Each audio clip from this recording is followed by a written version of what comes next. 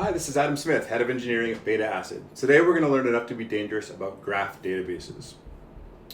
Now, graph databases are different than the types we've talked about so far, which have been structured SQL databases and unstructured NoSQL databases. Graph databases focus on two main things, which are entities and the relationship between the entities. And let's take a look at what that means in a much simpler way. We have these three adorable pets. Pet A, Pet B, and Pet C, those would be our entities. So you can have multiple different types of entities, but to keep it really simple, we're just going to start with one entity type, which is pets. And these pets have relationships. So things like dog B likes dog A likes dog C, dog A has attacked dog B, so that's not good, and then these two have walked together. You can model all these different types of relationships. You can see them as arrows here, but they're always one directional. So entity A has a relationship with entity B of this type. And this is the power of graph databases. An example that, one of everybody's favorite party games from the 90s is 6 Degrees of Kevin Bacon. And there's different ways that you could write a database to store information about the actors. You could write it in a traditional structured SQL table. But to do that, let's think about how that would have to work. You'd have to say, give me all of the actors who have worked with Kevin Bacon, and you'd return those.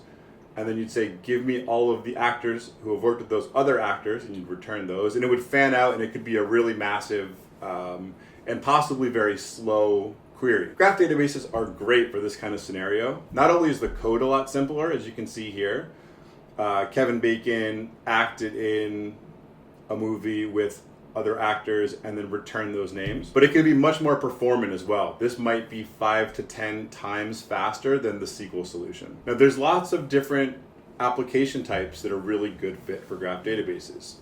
They always come back to the fact that there are multiple different entities with lots of relations between them. Let's think through a few examples of fraud detection here. So you might have a person who's been to Walmart 4 times within 12 hours, but it might be a person who's used 4 different credit cards in the same 12-hour period as well. This person might have bought at Walmart very expensive items that they're not used to typically buying. So you can look at these as all different types of entities with the store, the user, the types of items, and those can be modeled and explored very easily with a graph database.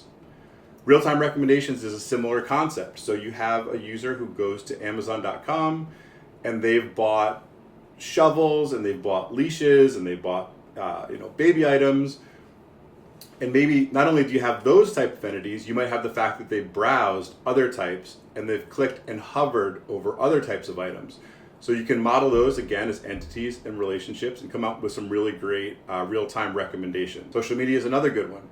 We might want to look at how related are me and another person. How many friends do we have in common? How many links between us do we have? And that's something that can be done with a relational database, but it's really easy to do and very performant with a graph database.